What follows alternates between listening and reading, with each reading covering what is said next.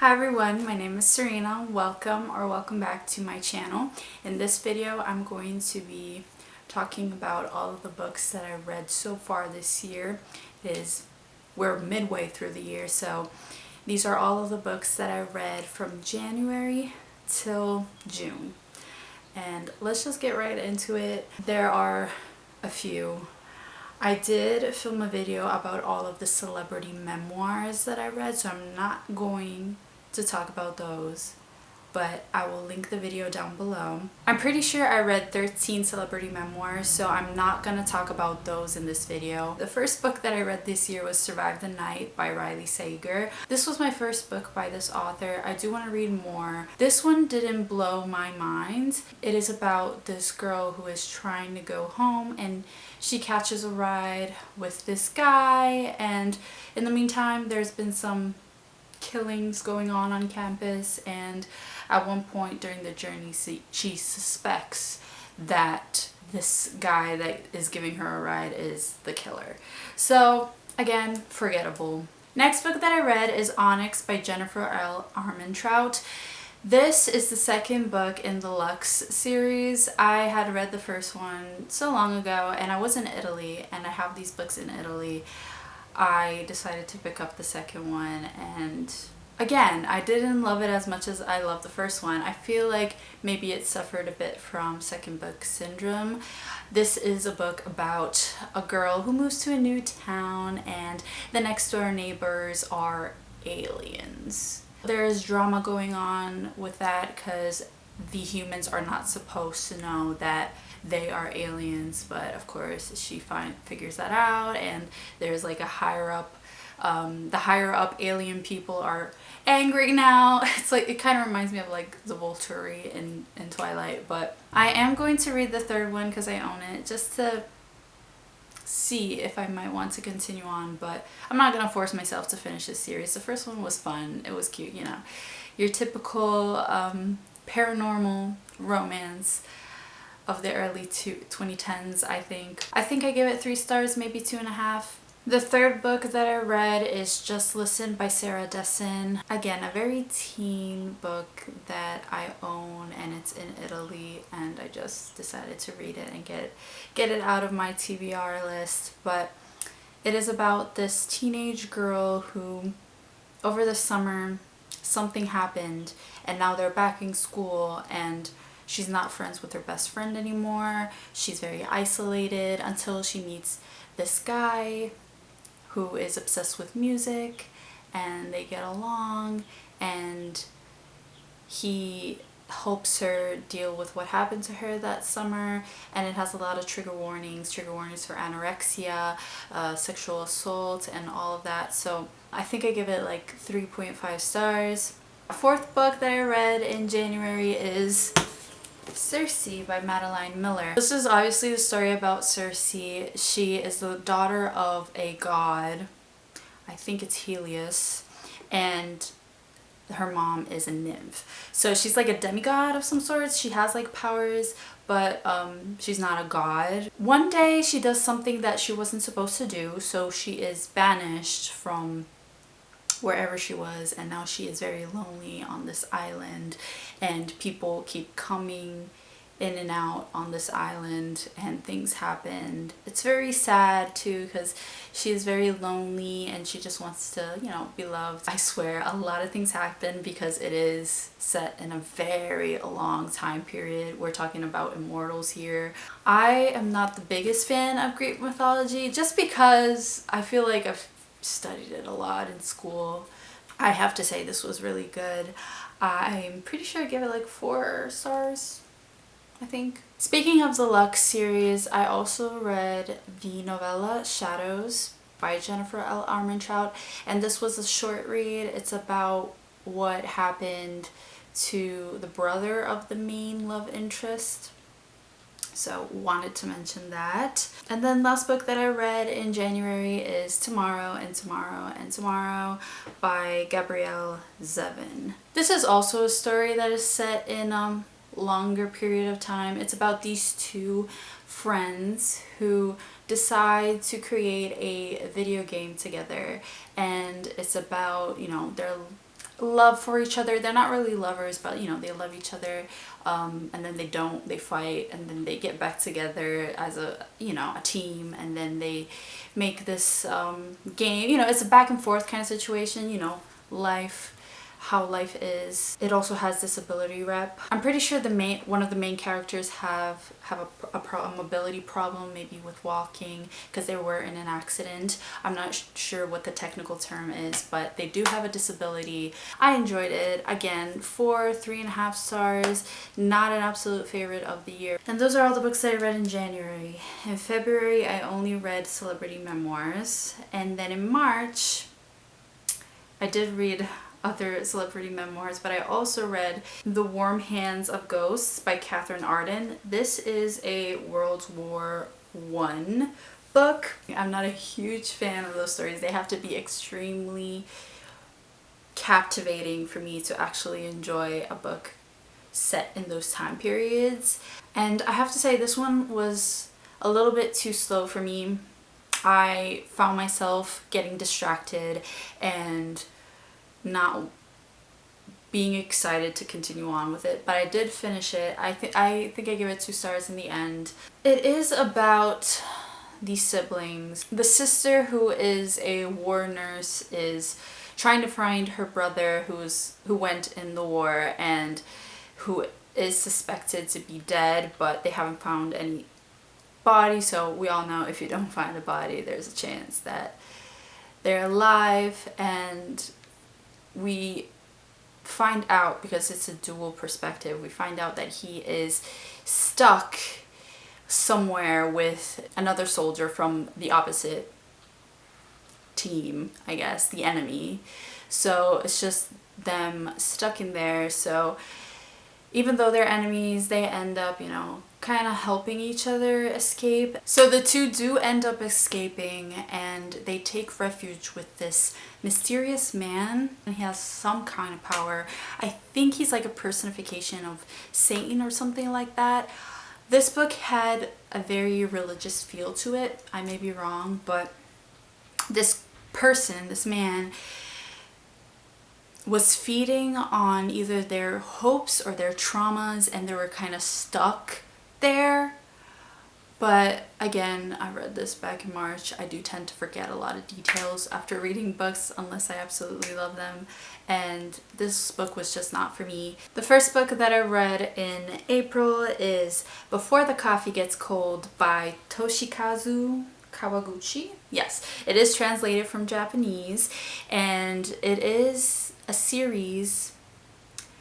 I've only read this one so far, and this one in particular is a collection of 4 short stories, all set in this cafe, this magical cafe, time-traveling cafe. You can go to the past or the future if you sit in a particular seat in this cafe. There's usually a ghost woman in this seat, and once a day you can sit in the seat, go wherever you want to go. If there's like a particular moment in the past or the future you want to see, you can go.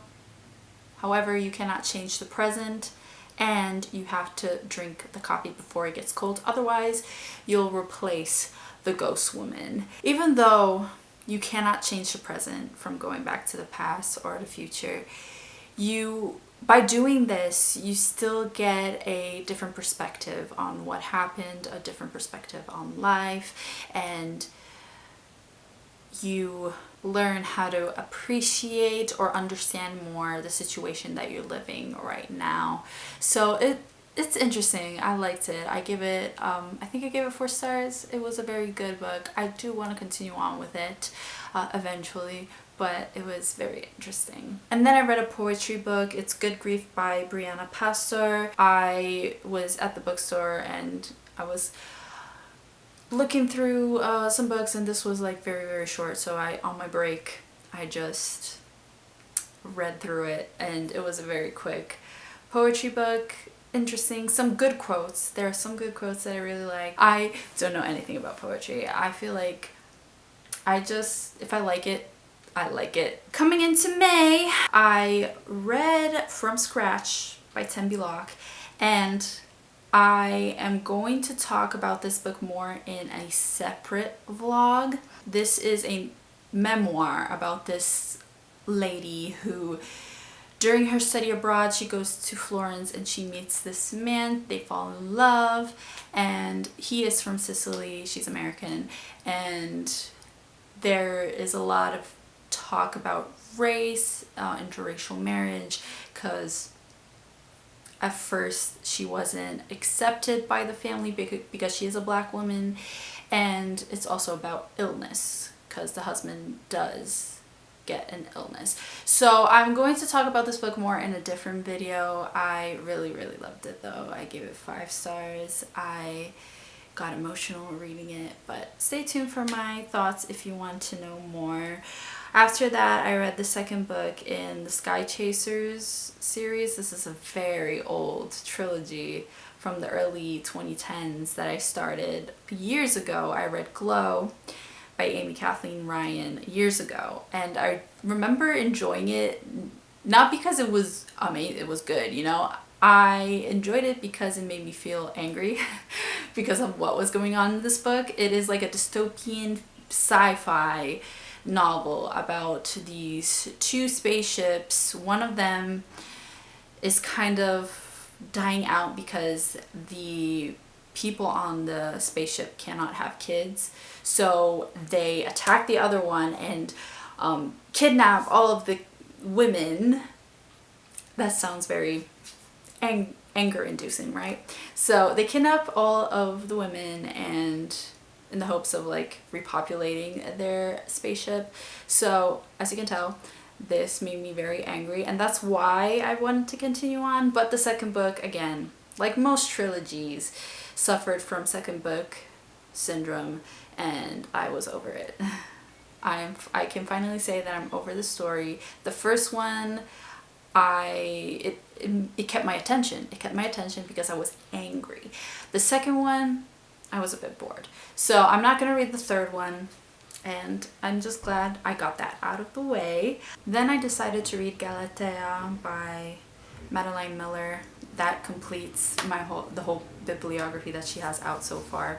This is a short novella, again, about Greek mythology. It's about Galatea. There's this man who was granted the wish of bringing to life the most beautiful woman that I think he sculpted. This beautiful lady comes to life, Galatea, but now she's very isolated. She's very not well treated by the husband, and she just wants a bit more independence. She ends up having a daughter, so she is more determined to break free. So that is basically what happens. I didn't rate this one because it was very short.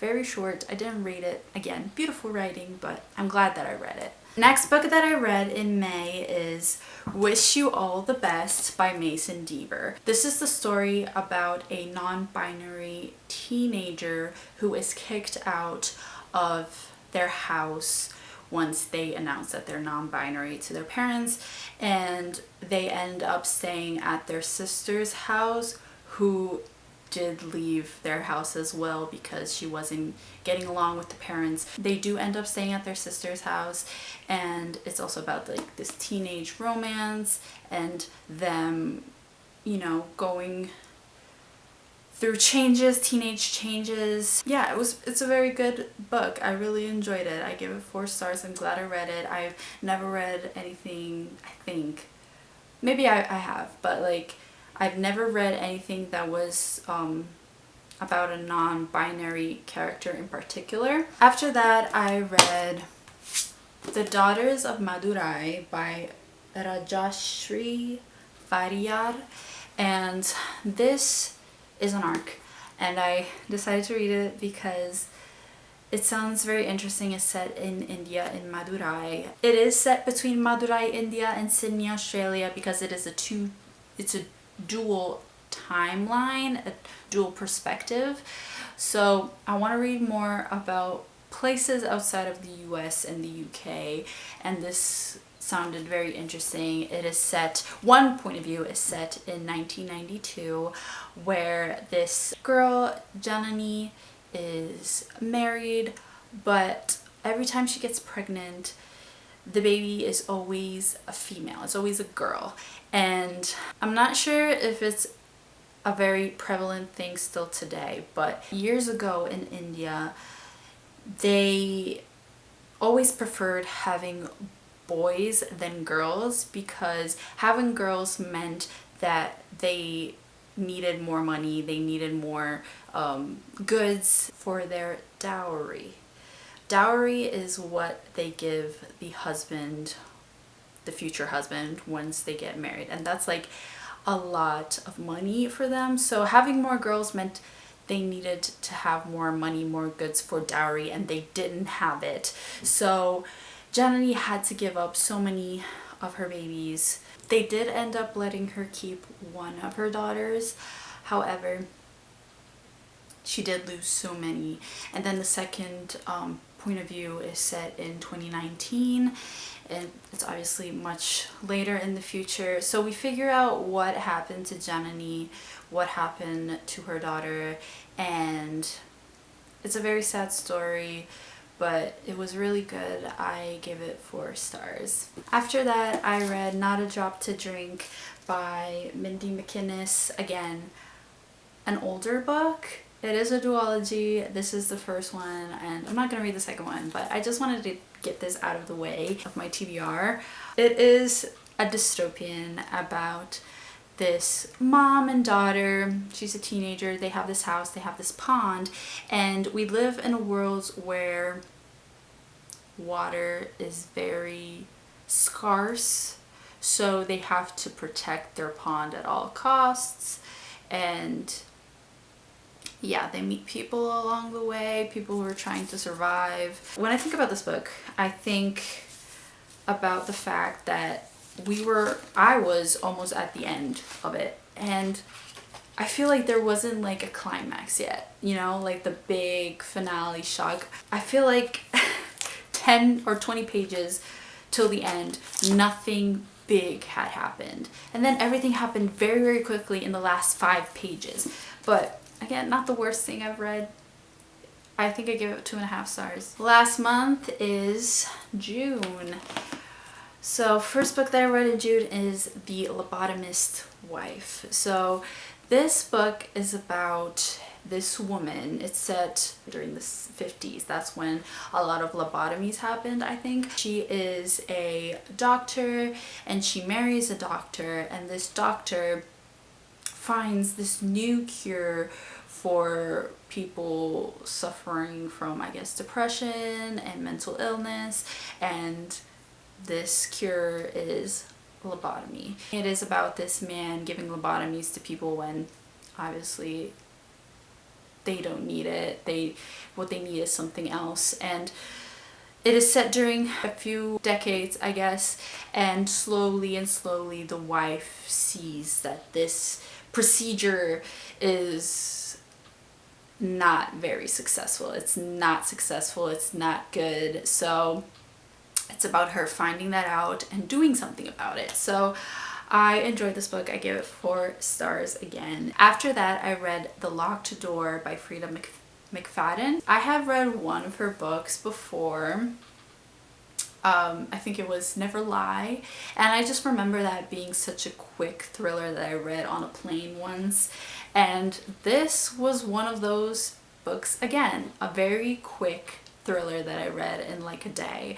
And this book in particular is about this daughter whose father is a serial killer. He used to lock people in the basement and kill them in a certain way. I think he used to like cut their hands or something like that, and then he goes to jail, and then years later people are dying the same way. So she's trying to figure out if he's out of jail or like what's going on, who is doing this if not him, and obviously she becomes a suspect and all that. So it was a quick thriller that I enjoyed. I gave it, I think, 3.5 stars maybe. It was good. After that, I read The Last Thing He Told Me by Laura Dave, and I read and then watched the show. It was very readable, One thing that I think about when I think of this book is that it's very readable. Nothing huge happens. There's no big reveal, no shocking, at least to me. Nothing very shocking happens, but it's very readable. I gave it, again, 3 stars. It is about this woman who one day gets a note from their husband saying, protect her, and by that he means protect his daughter, her stepdaughter, because apparently he has something going on. She's trying to figure out what's going on with him, and the daughter also doesn't know anything. So both stepmom and stepdaughter, they don't really have a good relationship, but they come together to find out what's going on with her dad. What is he involved with? Why he disappeared all of a sudden? What I liked more is Lessons in Chemistry by Bonnie Garmis. A very good show as well. I got emotional watching this show. It's a story about this chemist. It's set during, I think, the 50s and 60s. So again, a time period in which women were very undervalued, more than today. And she teams up with this other chemist to do chemist things and, discover things, but he ends up passing away sadly, and now she is pregnant, but they weren't married, so there's that whole like being pregnant, not married. She never wanted to be married and she never wanted kids, but life happens. She did end up having the kid, and she is trying to earn enough money to support the both of them. And what happens is she gets picked to do a daytime show, cooking show, but she ends up incorporating a lot of chemistry in it. So it was a very revolutionary kind of daytime show. A lot of the men were not happy, but women loved her. A book that I decided to DNF is My Year of Magical Thinking by Joan Didion. And the reason why I DNF'd this book, first of all, it's a memoir, kinda. It's about her grief after losing her husband and her daughter in a short period of time. And the reason why I DNF'd it is because of the way she wrote about grief, and everyone has their different ways of dealing with grief, and mine is completely different than the way she seemed to be grieving. I am a very emotional person. It felt very emotionally detached and very analytical. Kind of made me a little bit anxious, and just overall I wasn't relating to it. I do want to read more about grief, but I guess this one just wasn't for me, so I decided to DNF it. After that, I decided to read something very light, and that is Float by Kate Marchant. It's a YA fiction book, and it's about this teenager who lives in Alaska and decides one summer to go visit her aunt in Florida. So she goes to Florida, and one thing about her is that she doesn't know how to swim. So she does meet people, she does meet other teenagers, she makes friends, but there's this huge secret that she cannot swim, and only one boy knows about it.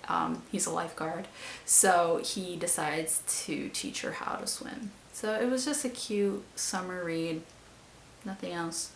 3 stars. Last book that I want to talk about today is Dark Matter. Again, another book and series combo.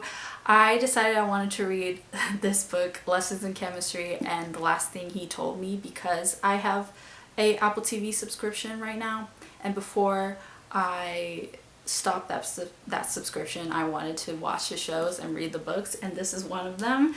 Dark Matter. The show was very interesting, the book was very interesting, but it wasn't like the best thing ever for me. For some reason. It was very interesting though. It's about these alternate universes, these alternate lives. It's about this physicist who is living his life as a professor with his wife, his son, and then one day this person that looks like it could be his doppelganger just knocks him out and takes his life.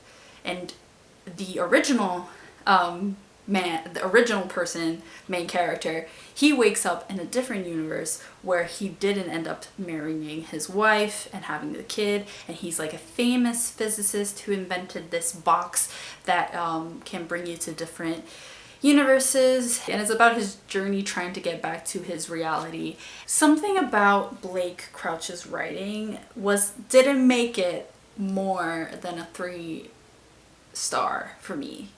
The way the characters talked, I don't know. And those are all the books that I read so far this year. I don't know how many those were, but I'm glad that I got that out of the way as well, and I'm ready to read more books. Hopefully I can make a wrap up before the actual end of the year, because this was a lot. Filming a wrap up of 6 months worth of reading is a lot. Thanks for watching, and I'll talk to you guys in my next video. Bye!